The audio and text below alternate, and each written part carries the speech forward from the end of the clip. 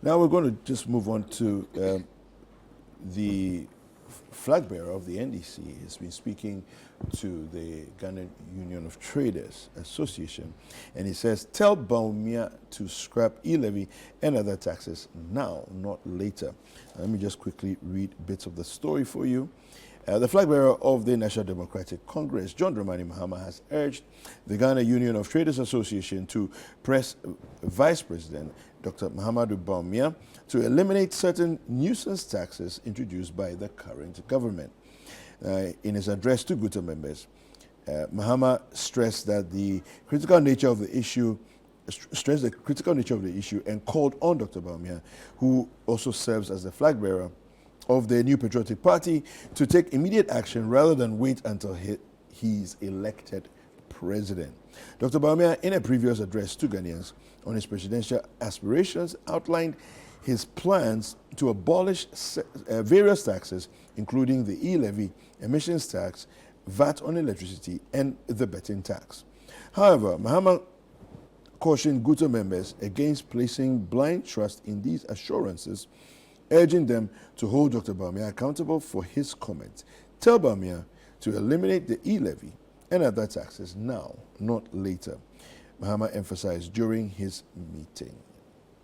Now, let me come to you, Grace.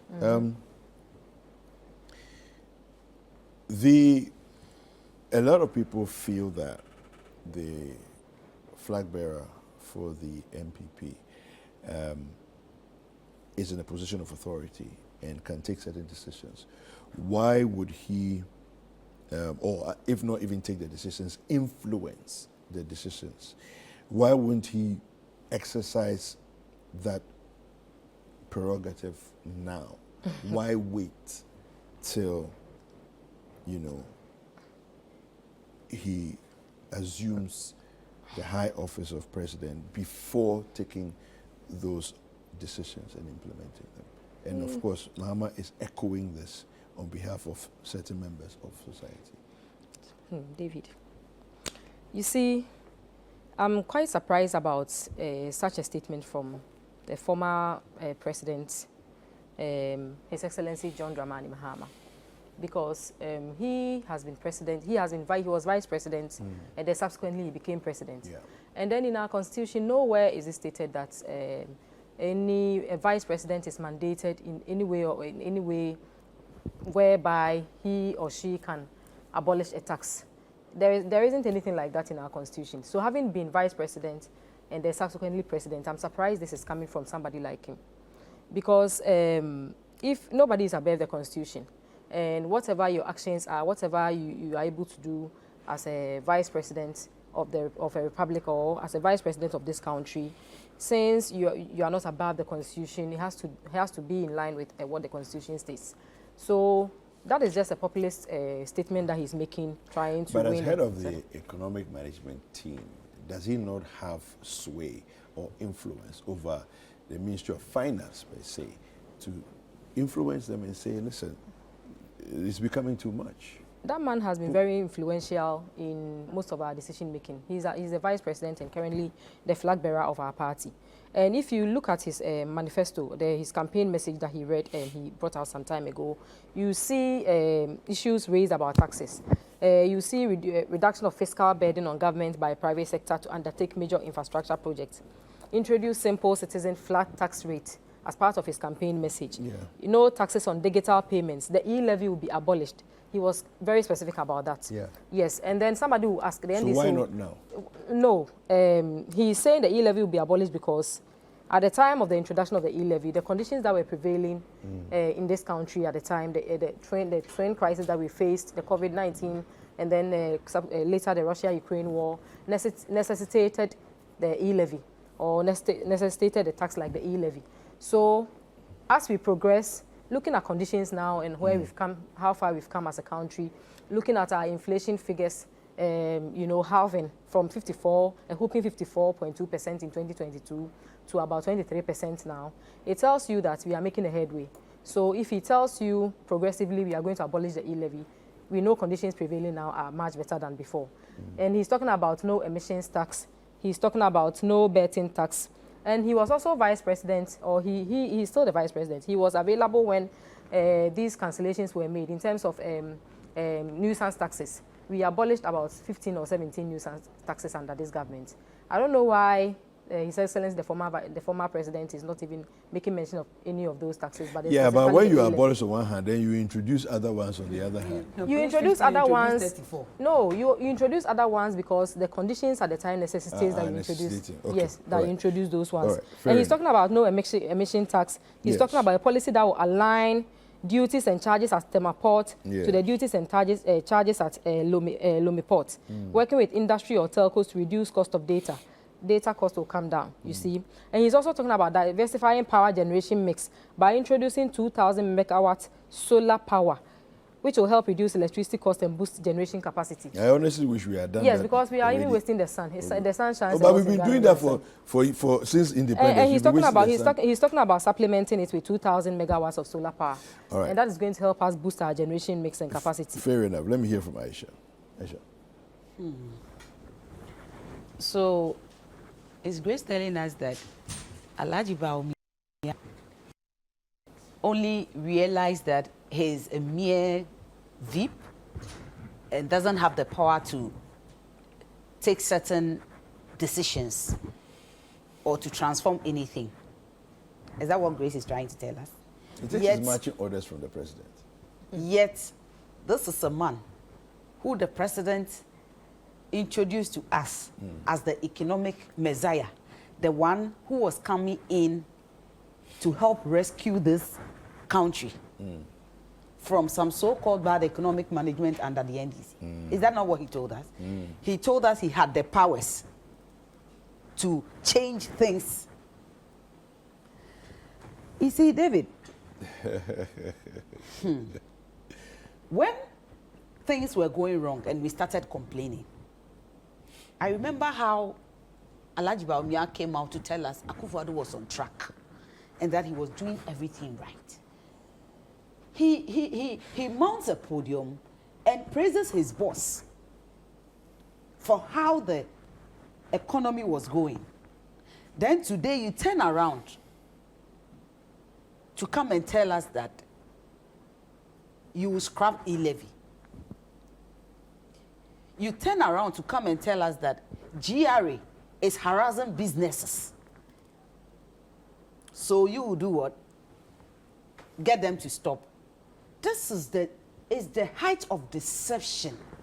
And Akufo-Addo is behaving like this online sales fraudsters. They tell you to pay before delivery. Once you pay, they are done with you. Do you mean the scammers? Vote for me, yes. The online, yes, fraudsters. Vote for me and I'll scrap e-levy. Make a mistake and vote for Dr. Bawumia, and you are doomed. But he's a typical online scammer who deceive you. But Aisha, but Dr. Bawumia is not Nana Akufo-Addo. Is he? They are not one and the same. He's not the same. He is the head of the economic management team. He doesn't take decisions alone. Do you know his role as the head of the economic management team? Well, yeah, I mean. He has roles to ensure that the taxes, he has a say in the taxes that are imposed on us. He has a say in the target set to collect taxes in this country. He has a say in how this economy is run. But to be fair, if the president doesn't agree, he cannot do anything. So he can have a say, all right, but it has to be presented to the president. If the president doesn't agree, no matter what he thinks. So if he thinks the president was doing something wrong, and considering the fact that he has an ambition of becoming the next president of this country, he should have been truthful to himself.